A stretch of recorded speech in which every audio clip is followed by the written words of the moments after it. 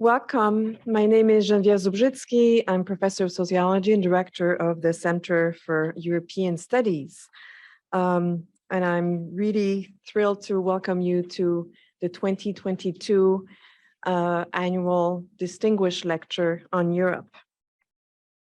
The Center for European Studies is dedicated to improving understanding of European history and the European Union in the 21st century. CES brings together more than 100 faculty in more than 20 departments in the College of Literature, Science, and the Arts, and in 8 other schools and colleges at the University of Michigan.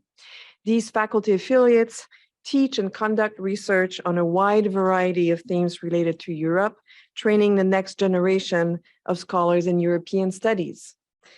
Each year, CES holds a distinguished lecture on Europe. And for this event, we ask a significant or particularly interesting and broad-minded thinker to challenge us to think about new ways about Europe, its history, its current state, and its future.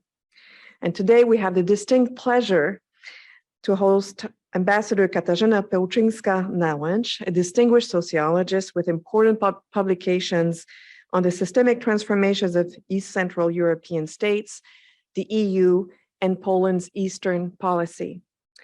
After directing the Center for Russian and Eastern European Studies at the Polish Academy of Science, she served on the Polish-Russian Committee on Difficult Matters under the leadership of Daniel Rotfeld, whom we hosted also here 6-7 years ago, I think.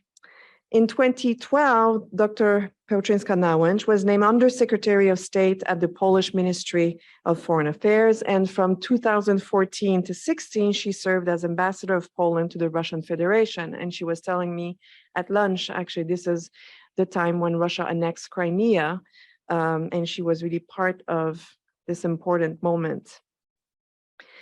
As Ambassador of Poland to the Russian Federation, she was the first woman to occupy that prominent post.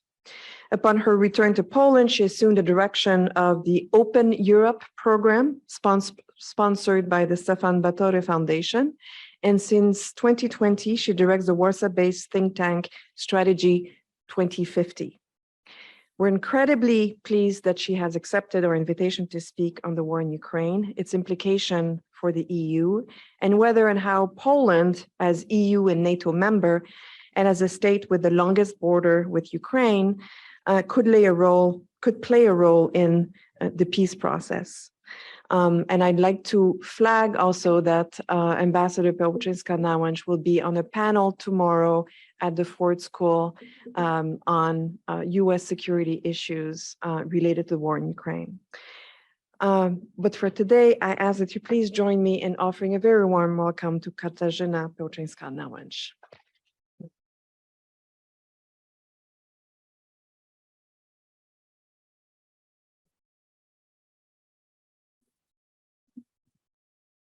Thank you, Geneviève.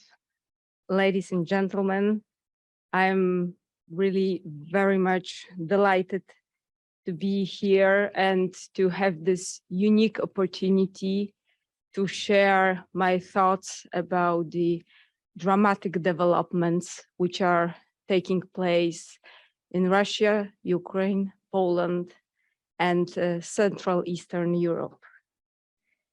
If I had been told a year ago that the war would be back to Europe, I wouldn't have believed it. If I had been told that the major ongoing armed conflict would be taking place on Poland border and would involve 3 of our neighbors, Belarus, Russia, and Ukraine, I wouldn't have believed it. But unfortunately, this is the case. And this is the first war since 1945, which carries the threat of developing into World War III. Let me start by saying a couple of words about the most recent history of our region. as these dramatic developments didn't occur in the historical vacuum. And it's absolutely obvious that experts and politicians, and also I myself, just pose the question, what went wrong and who is to blame?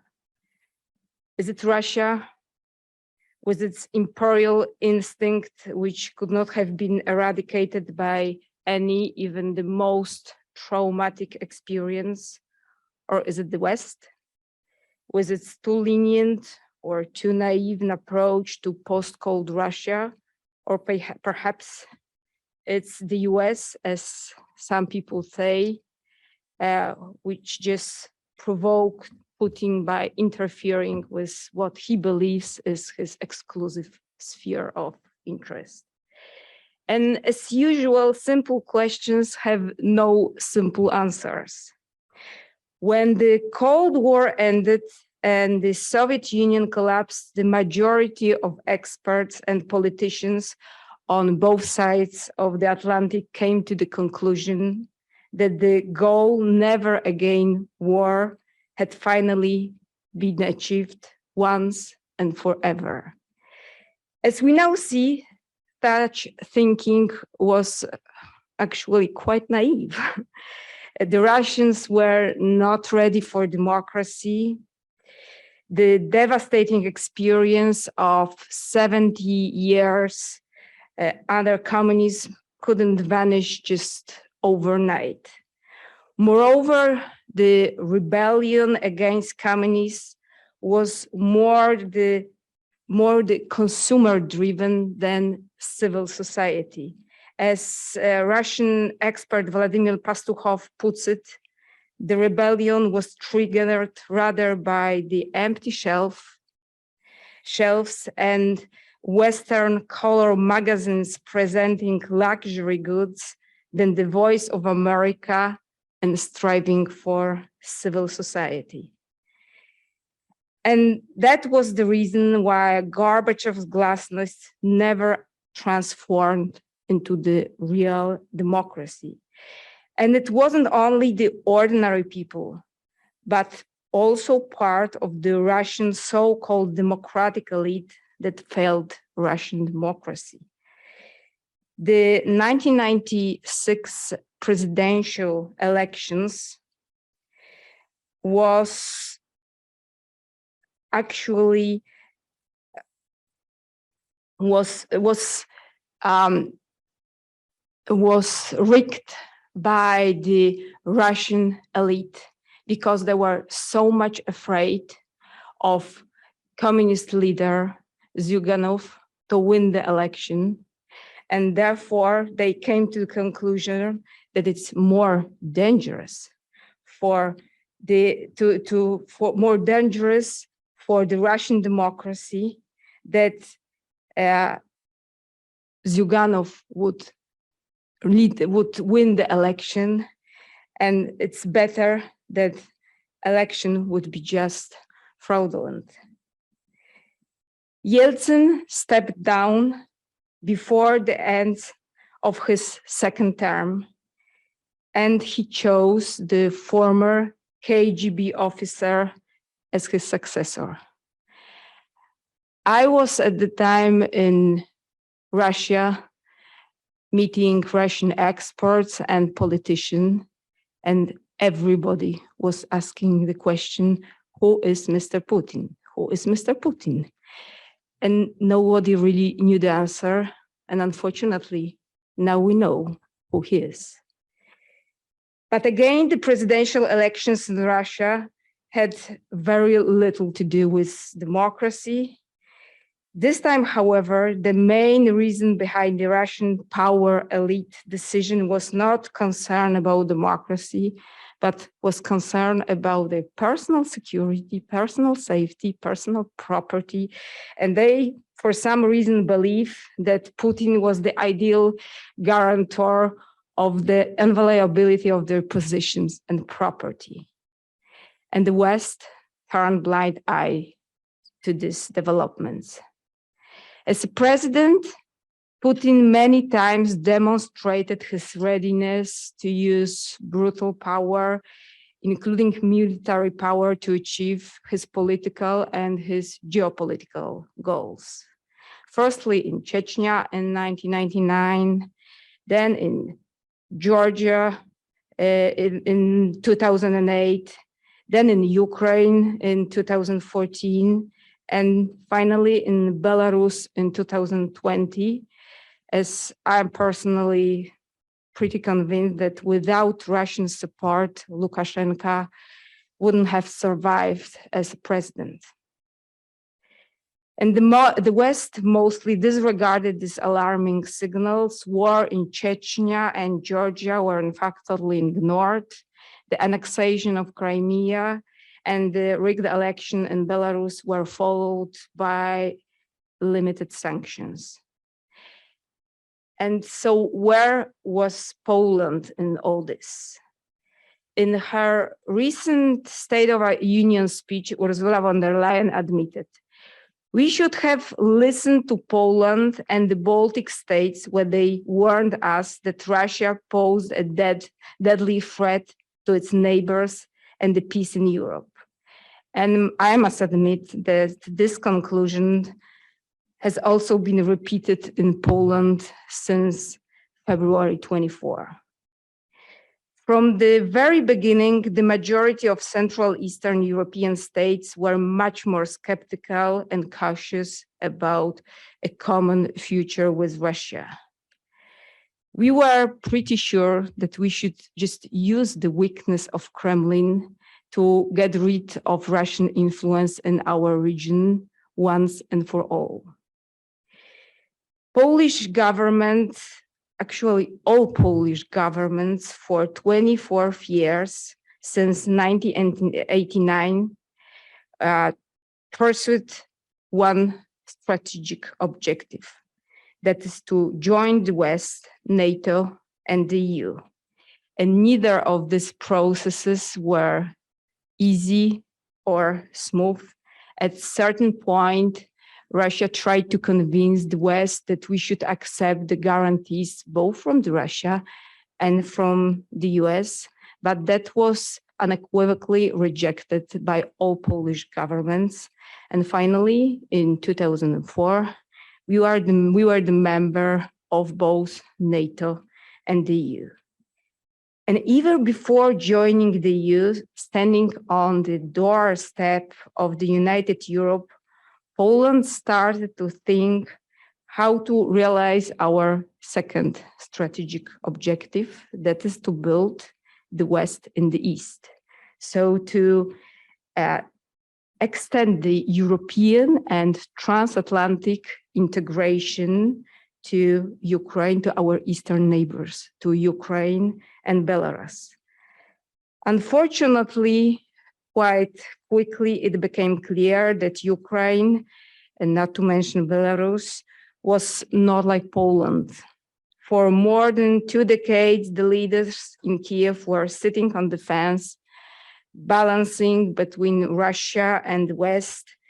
Many politicians and oligarchs openly benefited from illicit cooperation with the Russian regime, placing their business interests above the strategic interests of their country.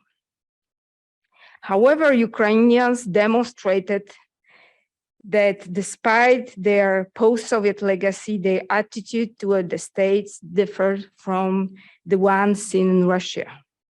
Ukrainians strongly opposed the attempt to impose an autocratic government and to falsify the presidential elections in 2004. And 10 years later, in the so-called Revolution of Dignity, once again, they rose against an authoritarian president and his anti-European policy. And it was then when Russia responded with the annexation of Crimea and orchestrating the breakaway movement in eastern Ukraine, and subsequently with occupation of Donetsk and Lugansk. And it was then in 2014 when the war began. 8 years later, the Russian missiles struck Kiev. So who is to blame? Many argue, rightly, that the West should have reacted most decisively to Kremlin's anti-democratic and imperial actions. And yes, the West definitely was too careless and naive about developments in Russia, and especially Western Europe and Germany falsely assumed that military power doesn't matter any longer, that through economic interconnections, we can easily civilize Russia, and what had worked with Germany would have worked with Russia. But unfortunately, that was a mistake. It's very hard to say what would happen had the West reacted differently. But what we can say for sure is that with this lenient policy towards Kremlin's regime, the West reassured Putin and his inner circle that we are weak. And in this very specific logic of political KGB culture, which has developed in Russia, the strength and the weakness are very important notions. And this logic is very brutal. If you are strong, you can take everything you want. If you are weak, you are doomed. And unfortunately, the West misunderstood Russia, misunderstood Russian leaders, and that was definitely the mistake. Very few people talk about this today, but some responsibility lies with Ukrainians' elite, who in the first decades of their independence missed the opportunity of political integration with the West, missed the opportunity of transformation. And prior to 2014, they definitely disregarded the security threat from Russia. However, I would argue that despite all these mistakes, the responsibility for moral and political degradation of Russia, and this is definitely what we are witnessing today, and consequently for the war, lies first and foremost with the Russian political elite, including so-called, at least some of so-called Russian Democrats. We shouldn't claim that the regime and the society are the same, but the truth is that this policy hasn't been pursued against the will of the Russian society. Actually, most of it was supported by the majority of Russians. So here we are with war back in Europe. And I must say that for my country, that's been a real strategic earthquake. The last 7 months have changed Poland, obviously, Ukraine, Russia, Europe irreversibly. They had also very strong impact on the US, on the transatlantic relations, and the global balance of power. The US intelligence predicted the invasion, but absolutely no one, including Ukrainians themselves, predicted that Ukraine would be able and willing to defend itself and with such determination and so effectively. Zelensky and Zaluzhny, you've definitely heard about Zelensky, but I'm not sure whether you've heard about Zaluzhny. He's commander-in-chief of the Ukrainian armed forces. They showed incredible leadership. And in contrast to this, the Russian army turned out to be in much worse condition than anybody had expected, with corrupt structures, with very poor leadership, and equipment have been stolen. We talk about it with Genevieve on the lunch, and I mentioned the video, which really shocked me very much. That video went viral yesterday or 2 days ago on the Russian internet, and it was taken by the Russian draftees at the recruitment centers, and they were just informed that they should buy absolutely everything for themselves, sleeping bags, basic medications, because Russian army would supply them only with uniform and weapons, and all the rest is up to them and their families. And this is just one video, but it tells very much about the condition of Russian army and Russian state. Despite the successes of Ukraine and poor state of the Russian army, 7 months after the beginning of the Russian invasion of Ukraine, there seems to be no end to the war in sight, or even the permanent settlement of the conflict. But the military setbacks, the withdrawal of the Russian army from around Kiev, the successful counteroffensive in the south and east of Ukraine, undermined the position of Putin in his country, within his inner circle, and even more interestingly, in the post-Soviet region. I would argue that this is the last phase of the decomposition of the Soviet empire. Very dramatic, bloody, terrible, but this is the final phase and the end of the real end of the empire. It's quite symptomatic that the majority of men fleeing Russia are going to Kazakhstan, to Georgia. Some of them go to Kyrgyzstan. And as you may know, these countries are despised in Russia. They have been treated for years as former colonies, less civilized. And now it seems that Russian citizens prefer living there to staying in Russia. And this is a reputational disaster for Russia. But there is more.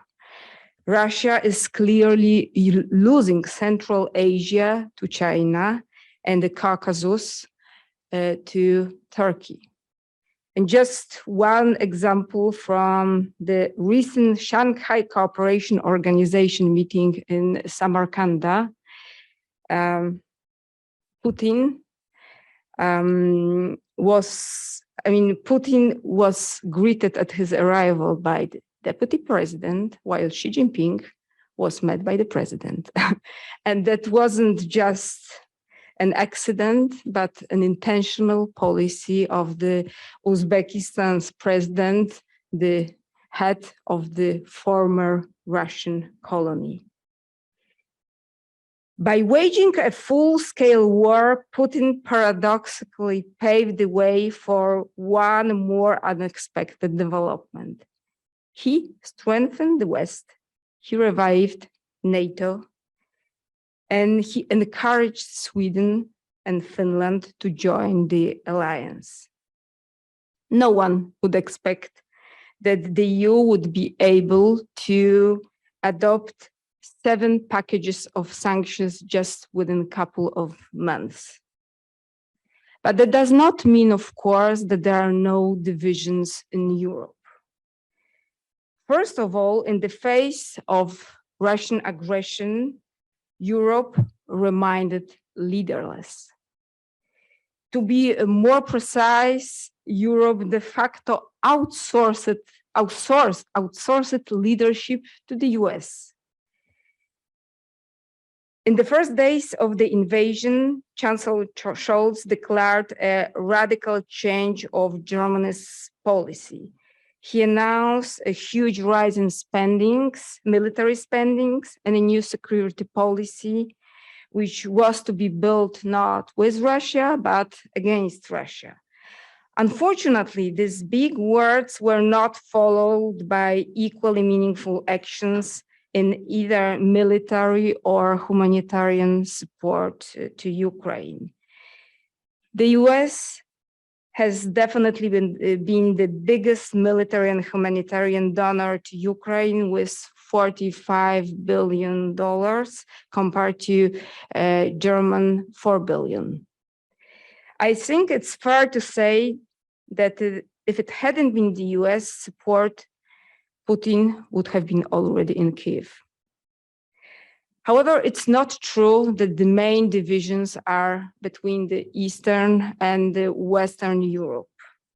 It's not Portugal, it's not Spain, it's even not Italy, who is the most pro-Russian state in the EU.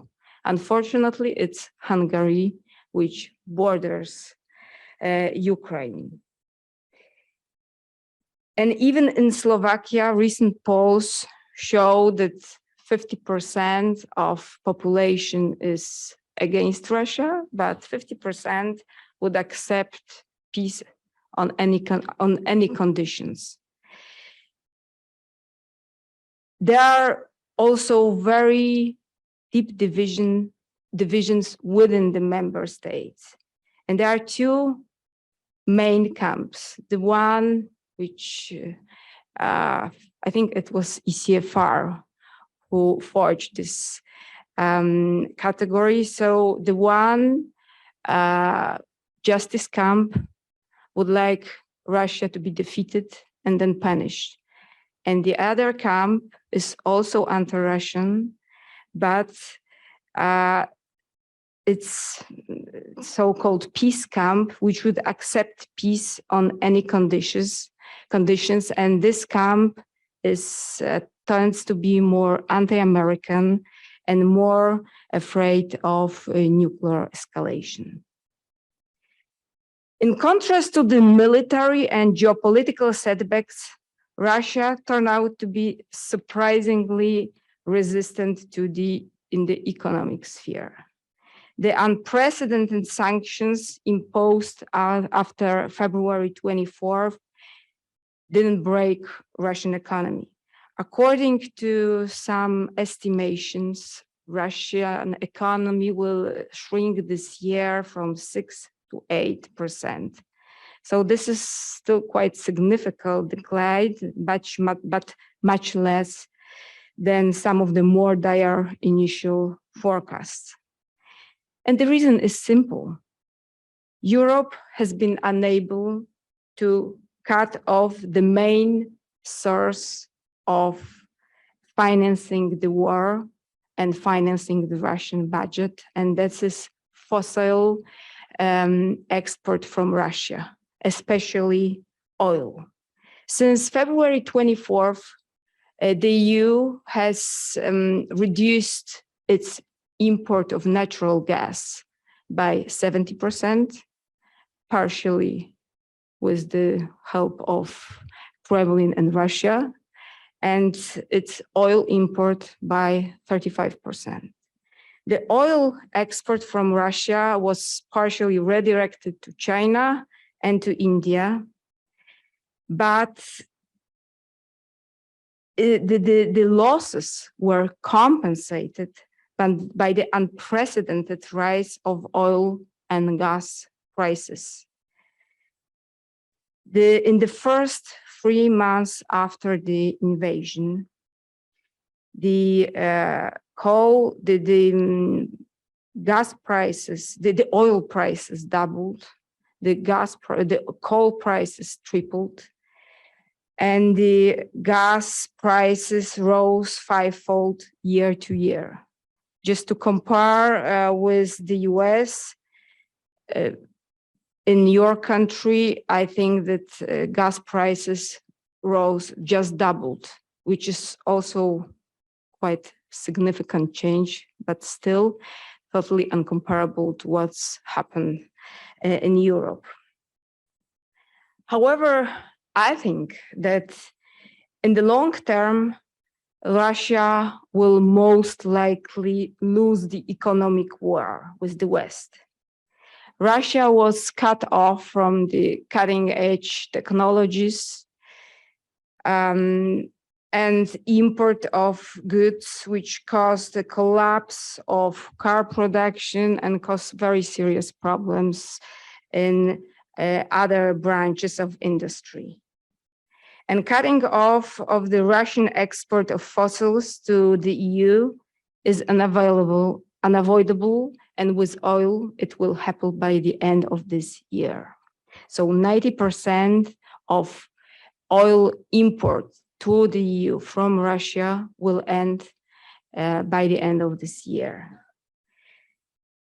These significant but still relatively low costs of the war for Russia contrast with the economic total disaster faced by Kiev.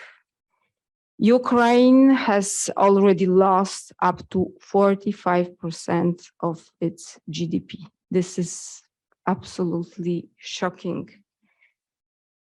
And that's the result of the Russian strategy, which is to terrorize the society by targeting civil infrastructure, heating system, water supply system, energy systems. And according to preliminary assessments, the reconstruction of Ukraine would cost around $250 billion, which is just to illustrate, same as the recovery fund created in Europe to boost the EU's economy after COVID. And again, where has been Poland since February 24? Poland played a crucial role in shaping the EU and Western position towards the war in the first weeks of the Russian aggression. First of all, Poland opened the borders for all the war refugees on the very first day of invasion. Since February 24th, the Polish border has been crossed by 6.5 million Ukrainian refugees. 4.5 came back to Ukraine, 500,000 went farther west, and 1.5 decided to stay in Poland for longer. Despite the unprecedented scale of this crisis in Poland, refugee camps have not been created. Many Ukrainian families, Ukrainian refugees, have been received in private houses by ordinary citizens.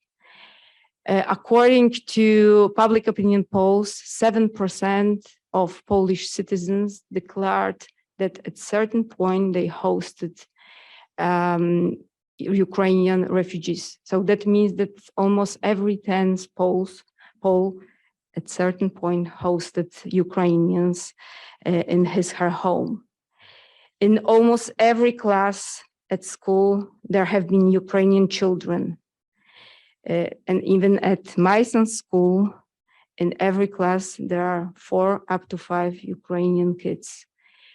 So this is an incredible change, given the fact that Polish society was ethnically homogeneous for decades. According to the Polish Economic Institute, this year spending by private citizens and authorities in Poland to support Ukrainian refugees will exceed $5 billion, which is almost 1% of Polish GDP. And that has been unprecedented support provided by any European nation to war refugees in the modern history of Europe. Poland also provided significant military aid to Ukraine and has become an important military hub for other countries' weapons supply. The Polish president visited Kiev several times since the beginning of the full-scale invasion.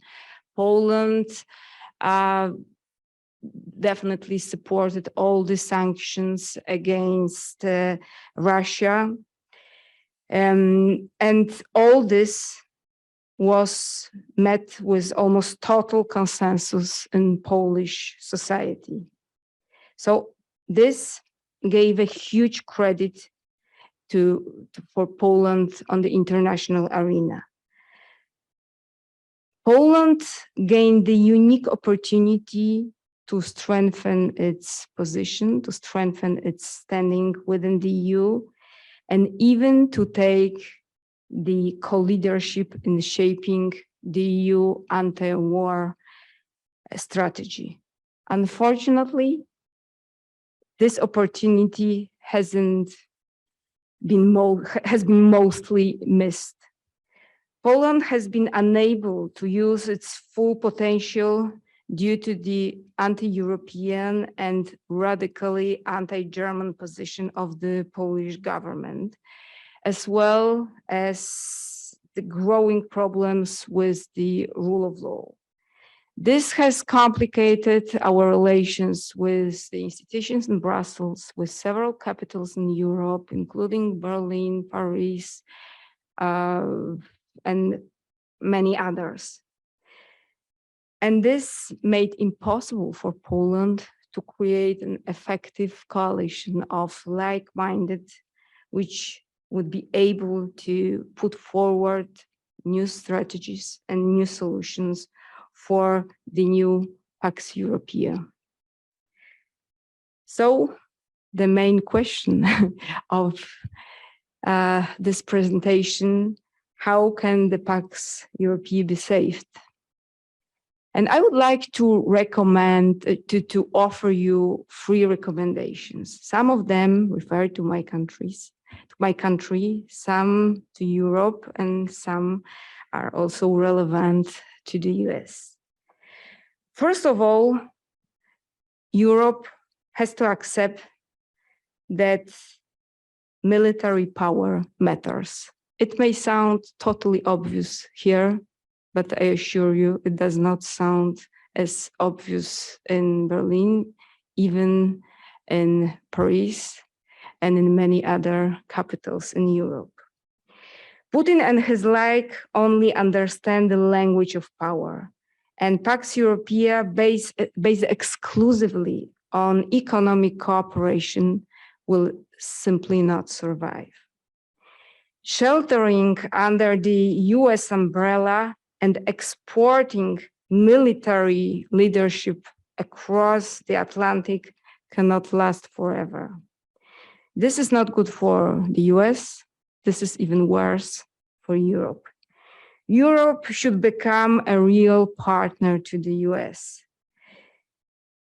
A partner capable of taking care of its own security, and in practice, it means that we should radically increase our military spendings, and this is already happening, but this is not all. It's important that Europe is perceived internationally as a strong and decisive player in this respect, and here there is still a serious problem. And just one example of infamous Leopard tanks, which should have been delivered to Ukraine many weeks ago. And despite of many declarations, unfortunately, they are still in Germany. And this is simply because Chancellor Scholz is afraid of making Putin angry.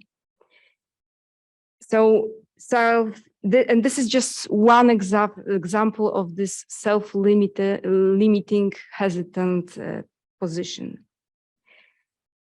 However, the hesitation of some European players is often explained by the fear that Russia may use nuclear power. And this is, unfortunately, cannot be ruled out. And frankly speaking, there is no good solution here. If we roll back then Putin and his inner circle may come to the conclusion that nuclear escalation may pay off and could go unpunished. Hesitation is always perceived by Putin as weakness and only encourages him to escalate the conflict. But if we show our strength and if we supply Ukraine with modern weapon, then Putin may be pushed into the corner again and again. He can escalate. So whatever we do, he can escalate. And actually, if we look back and we analyze his policy, irrespective of whether he was defeated or he succeeded, he's been always escalating and escalating. Therefore, my recommendation would be that we should just stick to our goals. We should try to defeat Putin in Ukraine, not in Russia, but in Ukraine. And at the same time, unfortunately, be ready for any scenario. So for any possible scenarios, including the most terrible and scary. Secondly, a Pax Europaea cannot exist without trust. The EU has a huge job to do in the sphere of trust building. Poland and the Baltic states need to be sure that our allies in Europe are determined to stick to Article 5. If the worst case scenario happens and the conflict spills over into NATO territory, we should be absolutely sure that it's not only the US, but also our European partners who would react adequately. We should be sure that the principle, all for one, one for all, applies not only to our relations with the US, but also within Europe. We in Poland have our homework to do as well. We need to assure our allies that we take common values seriously and that we understand that the collective West is not only about military defense, it's not only about money, but it's also about judiciary, it's about freedom of media, freedom of speech. And we should also realize that criticizing everyone and claiming the moral high ground is becoming more and more counterproductive. We have to be able to come up with specific proposals and create powerful coalitions around the positive proposals. And thirdly, peace will return to Europe only under one condition: if Russia realizes that any military assault on Ukraine will end with unavoidable military defeat. For this, Ukraine should receive more weapons today. With the help of the West, it should build an army able to deter Russia today, but also tomorrow. Ukraine's military capabilities should go hand in hand with economic developments. Ukraine proved to be a warrior state, but a warrior state with extreme poverty, with devastated infrastructure, may itself become a source of instability in the region. Ukraine will need a robust reconstruction fund, and I am totally convinced that it should be not up to the US, but up to the European Union. We should provide Ukraine with something like Marshall Plan, but this time European Marshall Plan for Ukraine. And this should be the part of Ukrainian accession to the EU. To conclude, the purpose of NATO was to keep the Soviet out, the Americans in, and the Germans down. After the collapse of the Soviet Union, the Pax Europaea was built on the assumption that the Americans would stay in forever. Russia would be a democratic successor of the Soviet Union, and as such should not be kept out any longer, and that Germany was a natural leader of a united Europe. These assumptions have to be revisited. We in Europe definitely need Americans in, but we should treat the US as a partner and not as a caretaker. Ukraine should be treated as a much more important post-Soviet state to us than Russia, as it may become one of the pillars of the European security, while Russia will degrade and remain unpredictable and dangerous. And last but not least, Germany is and definitely will remain the most important and the most powerful member state of the European Union. However, we in Europe need to develop more collective leadership. And I believe that my country has every chance to play a more prominent role here. But it still remains to be seen if this opportunity will be seized. Thank you.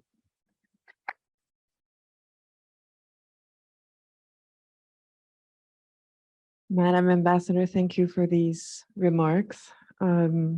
We have time for lots of questions, and we have people who will wait for you to raise your hand and bring a microphone. So yes, there's one in the back.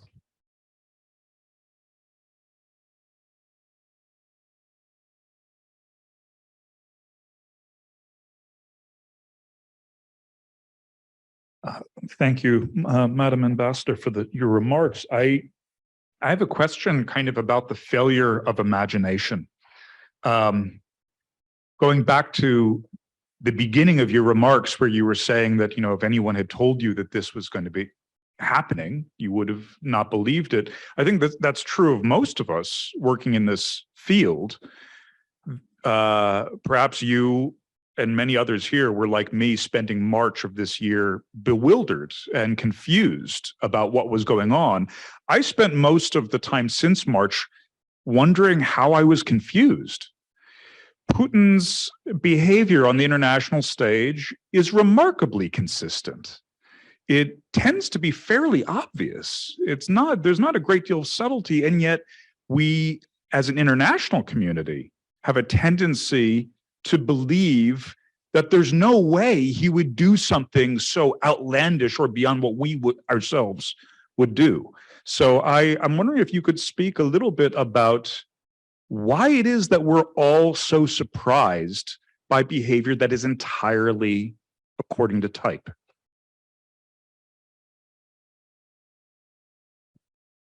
Shall we collect more questions or shall I respond? Yeah, just. Thank you. I must say that's quite difficult question, because this is a question about predicting the future.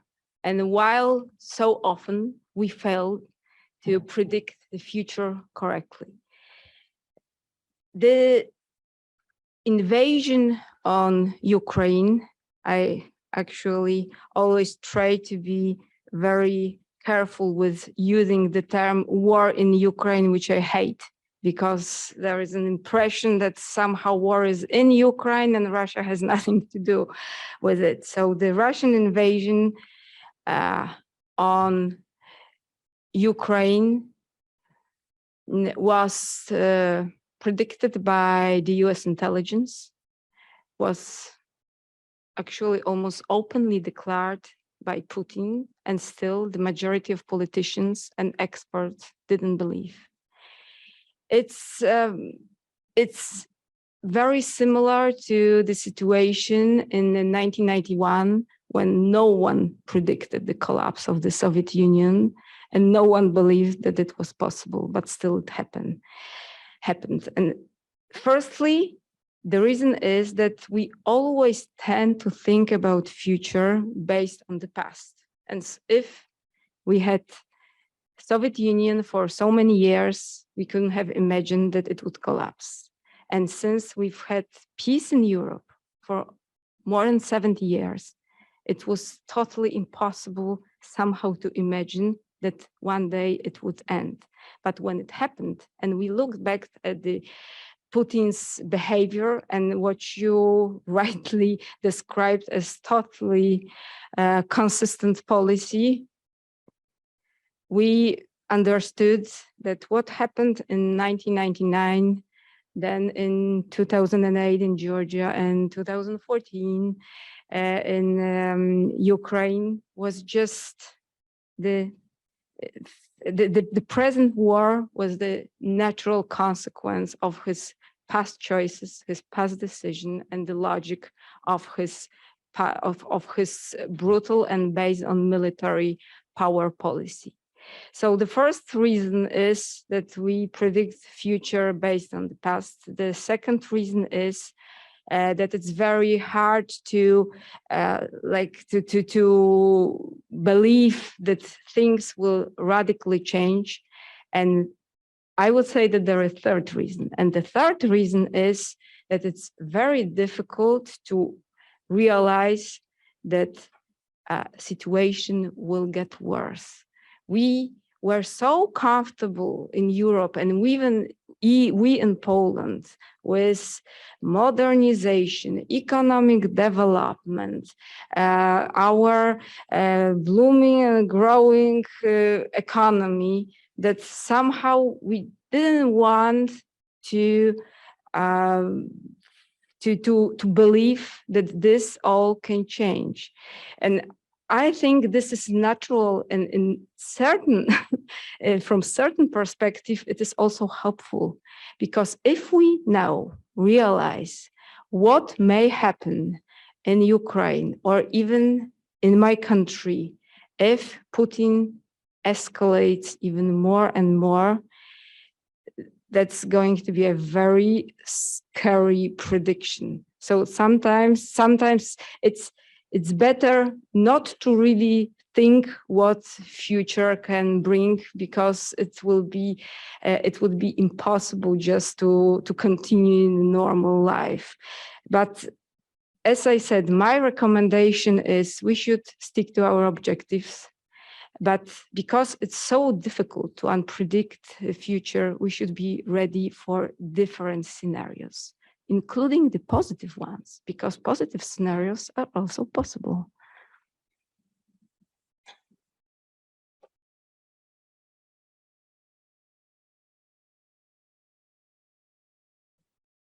Thank you. Madam Ambassador, you have neatly summarized what Europe thinks about all what is happening there and also in Poland. And basically what it is a lot of politics and positioning between countries and political parties and so forth. But this is the old game, and we are facing something new. So I'm just wondering if you could lay out for us the black scenario, basically from the Russian point of view. What is it that they want and when they would stop, if at all? So what Putin wants, he expressed quite openly before the invasion. He said that he would like to control Ukraine, and he would expect Central Europe to listen to Russian security interests, and that Russia should have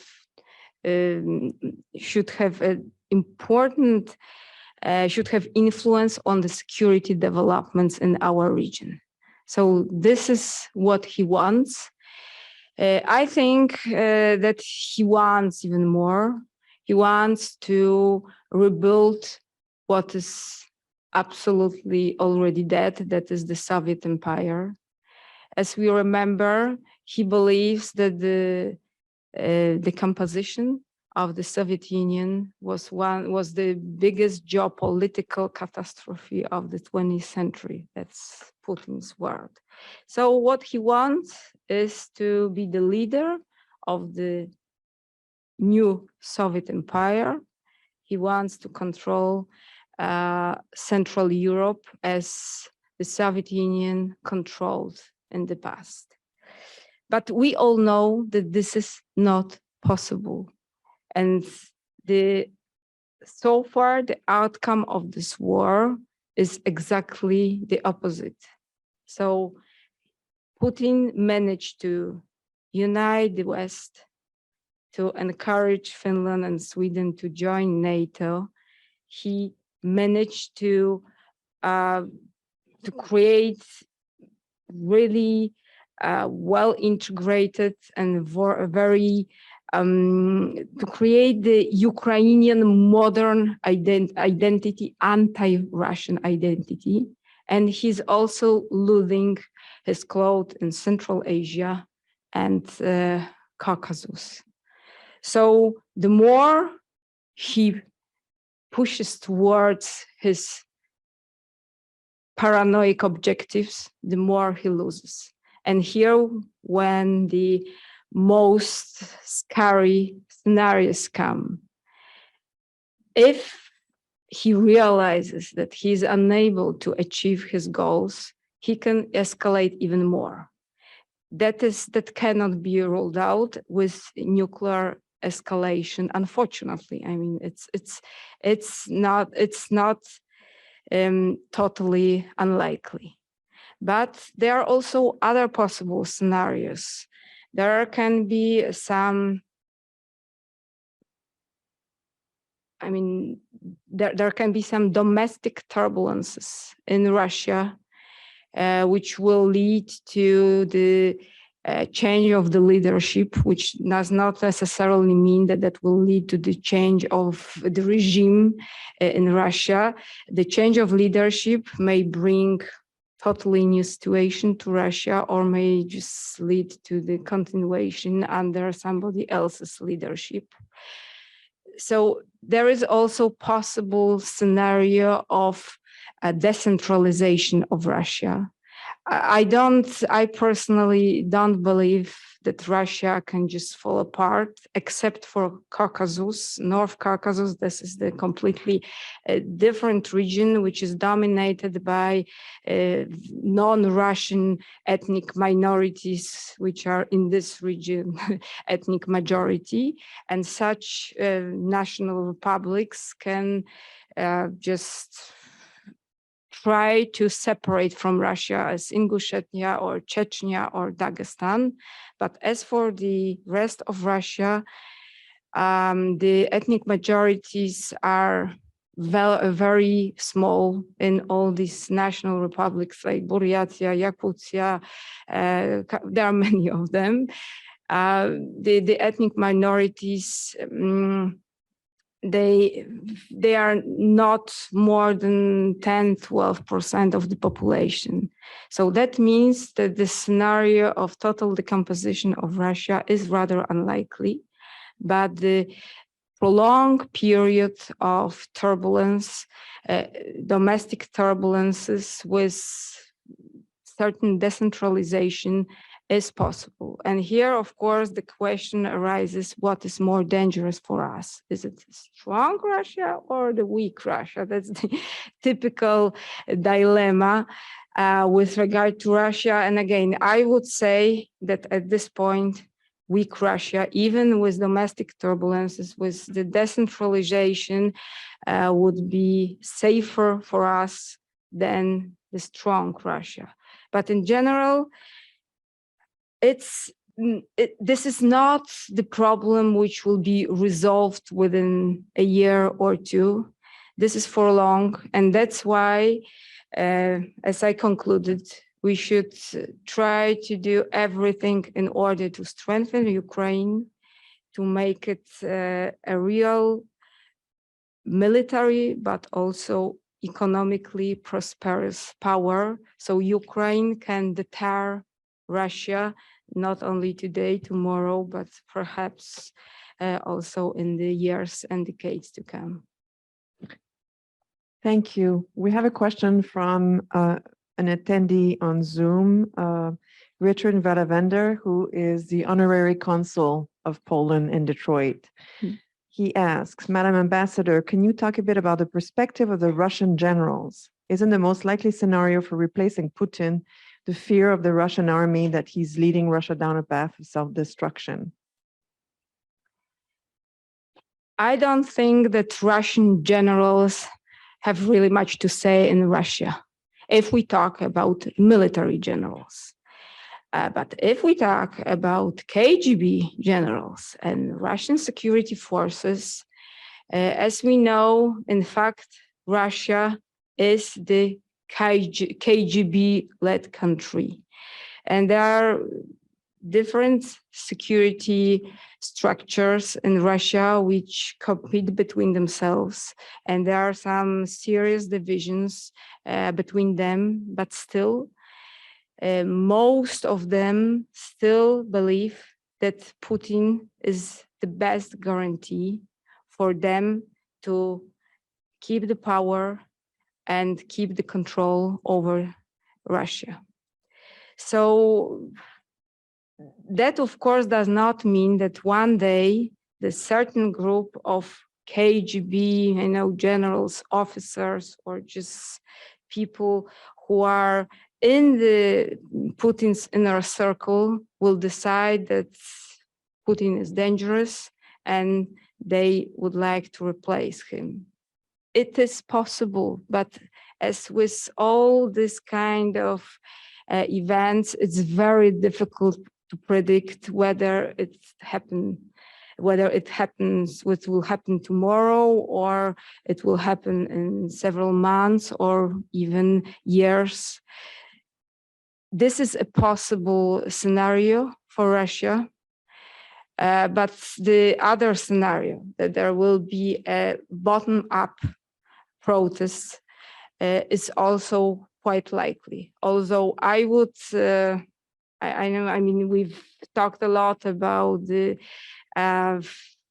wrong predictions and wrong forecasts of future, but I would say that the top-down change is much more likely than the bottom-up.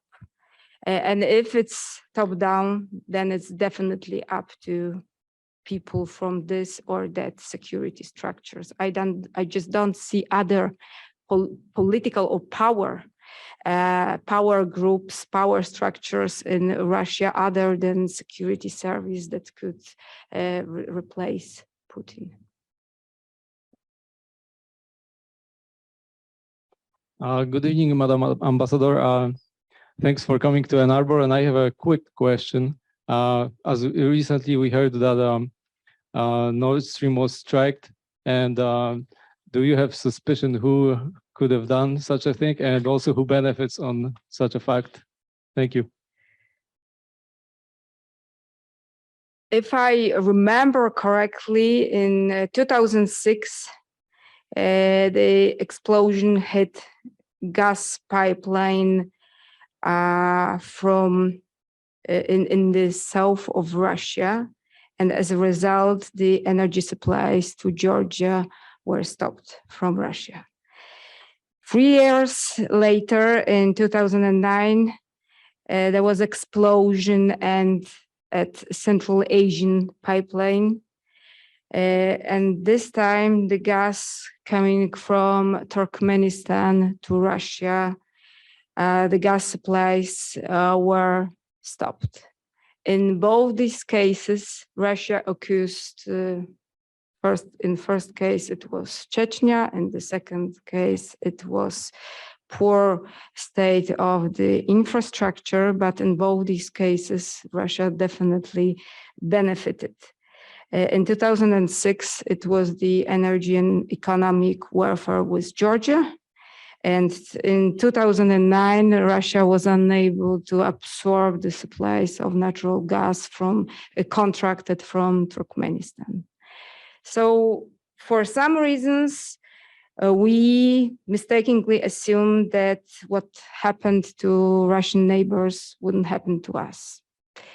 But in fact, this is how I would see. Of course, there are no evidence, but just looking at who benefits from this situation and looking back at other examples quite similar to the present situation, I think that there are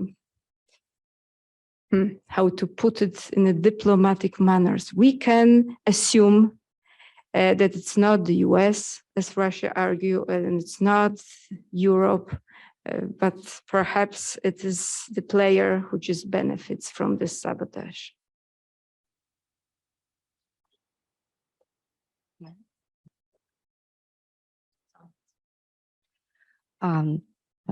I'm Oksana Chabanyuk, the WCEE Scholars at Risk Fellow.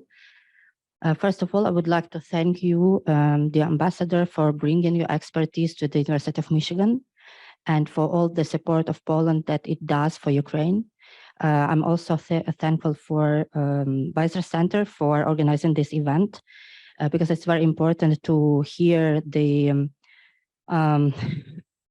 attitude and the international opinion here so far from Poland, from the European Union, and in the US.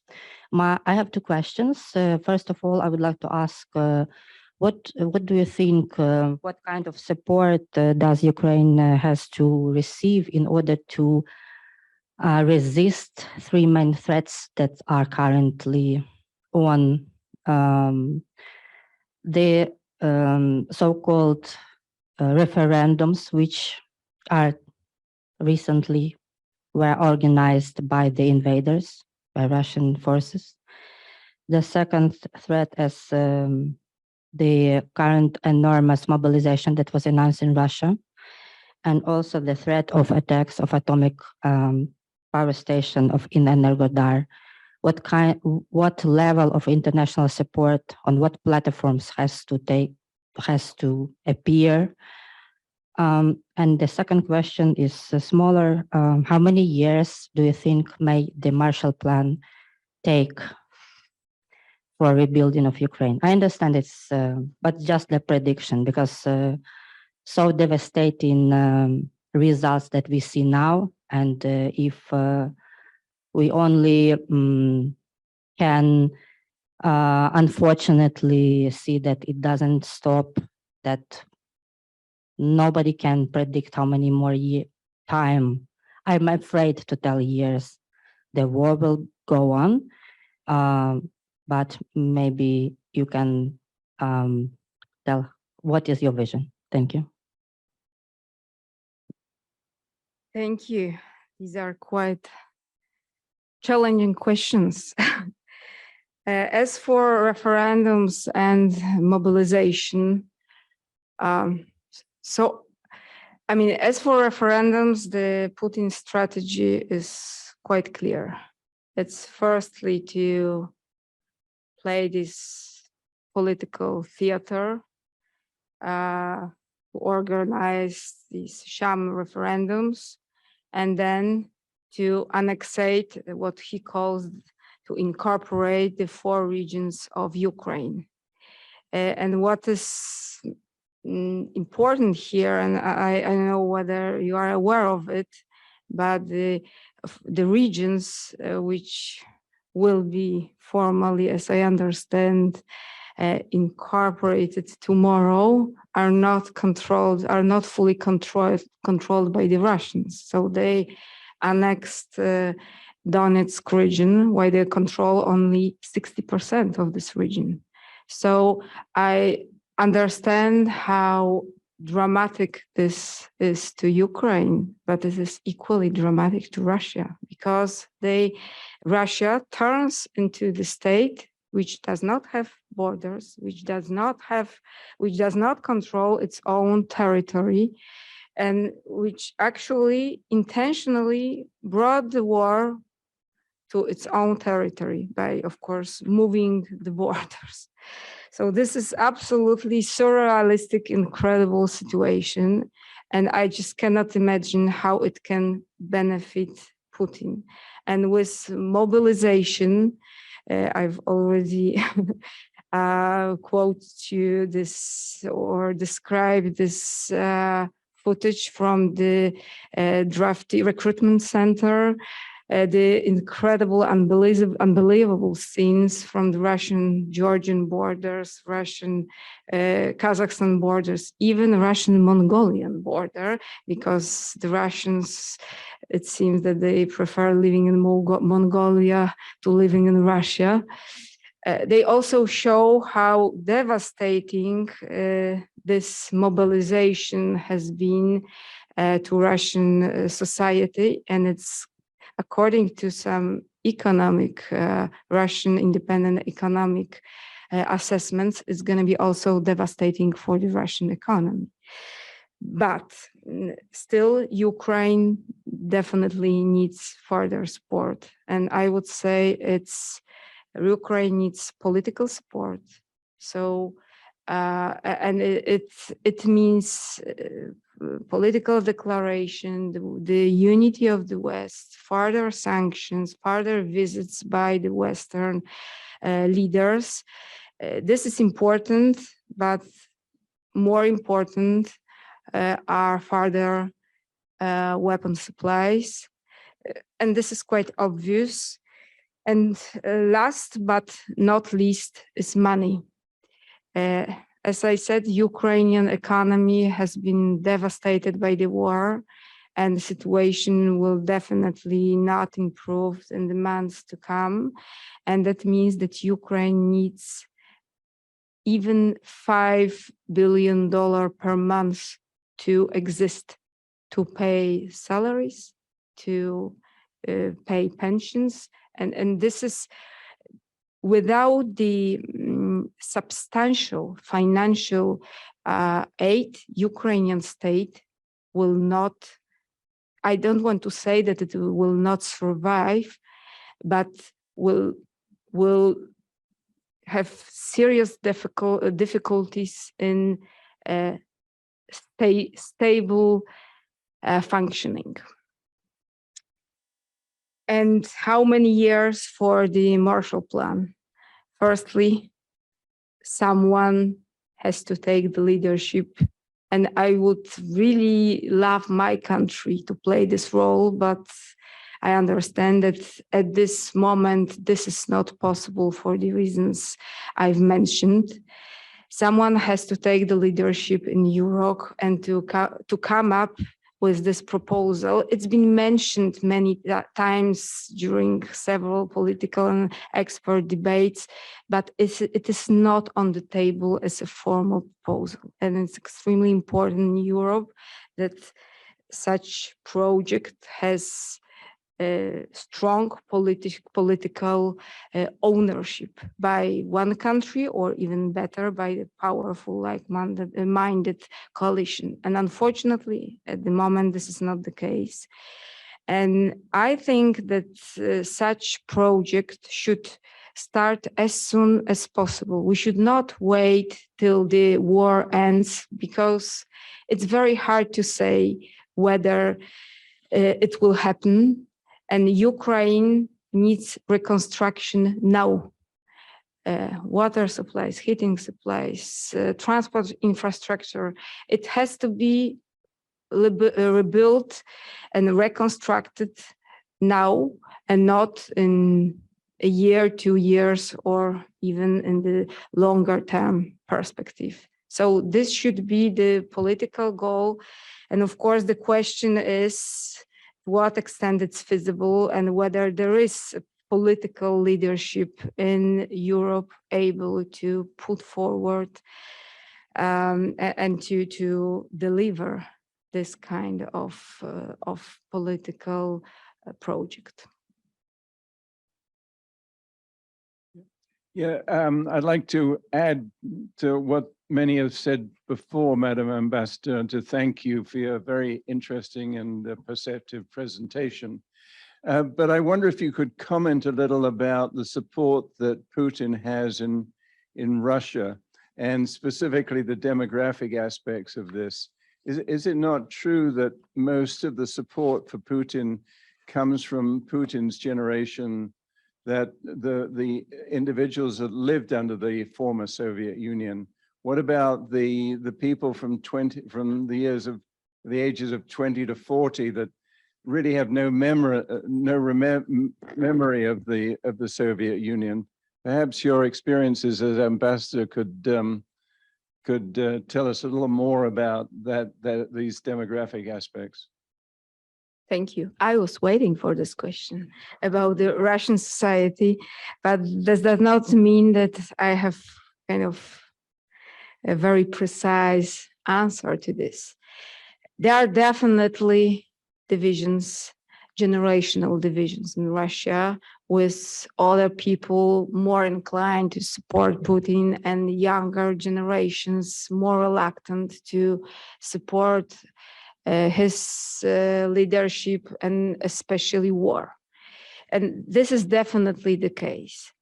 But if we look at the public opinion polls, and there are some in Russia, the question is whether they are reliable, as Russia turned into quasi-totalitarian state. I mean, Russia has changed incredibly over recent months.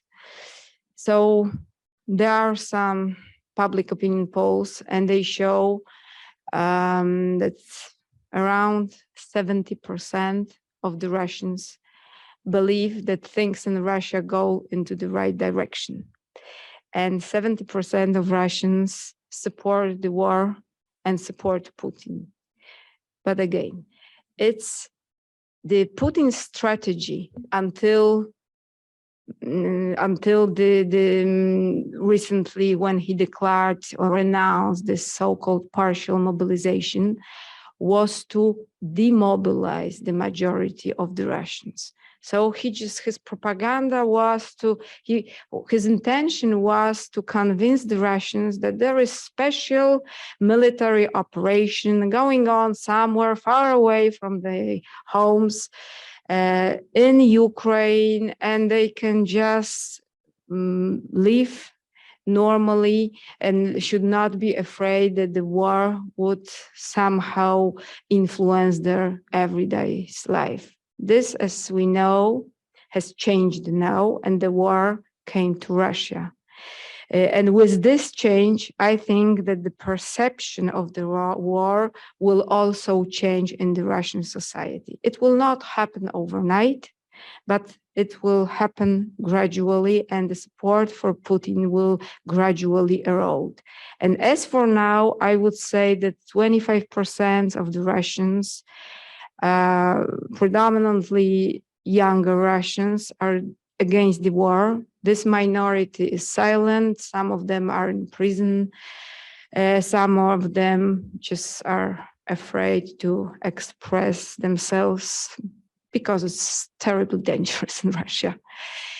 There is 25% of patriots who would like to go further, who just believe that Russia should control all the post-Soviet area, and they are total Russian nationalists. And there is this majority in between, which was demobilized and which believe that they just don't have to think about war, that they didn't have to think about war, they could just continue the normal life. And while asked about their support to the war and Putin, they answered yes. But for them, it was yes, but we are not interested. We just don't want to be part of it. We just want to, stick to the illusion that this is not our problem. But now it is their problem. So I think that the opinion within this section of society will change. How quickly, we will see. It will depend on situation in Ukraine. It will depend on economic situation and on many other factors. But this will definitely change the perception of war and Putin in Russia by this demobilized 50% of the Russian. Thank you very much. This was the last question. We don't have any more time for more questions, but I would like to invite everyone to join us tomorrow because Ambassador Pełczyńska-Nałęcz will be part of a panel, the war in Ukraine, Russia, the EU and NATO, with Ambassador John Barrell, who was also former ambassador of the US to Russia, Stephen Begun, and our star today, Ambassador Pełczyńska-Nałęcz. So please join us tomorrow at the Ford School, and thank you so much for your lecture. It was most enlightening. Thank you. Thank you very much.